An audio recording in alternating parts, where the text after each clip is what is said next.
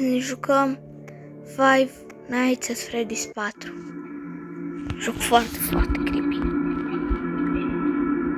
E mai creepy ca 3, ca 2 și ca 1.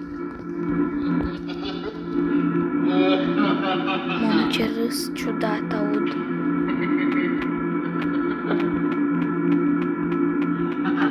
Animatronici. Ce-i mai ciudat?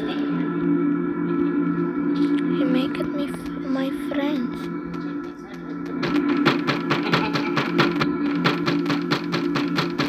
De ce sunt blocat?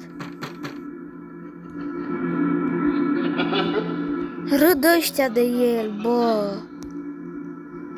Nu-i frumos. Nesimțiților. N-ai noaptea oare. Double tap. Aici e mult mai greu.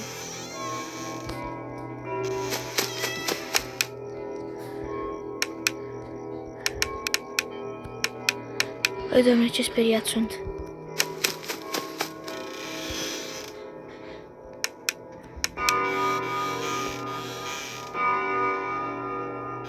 Bă, de ce?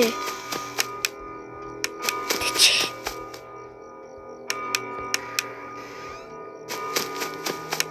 Dă-i pe bac. Bec. Bac, au știu la mine.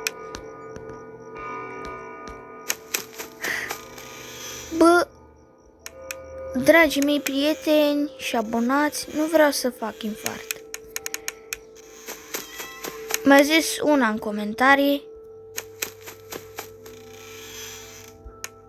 și că am avut dreptate. Că am avut drept.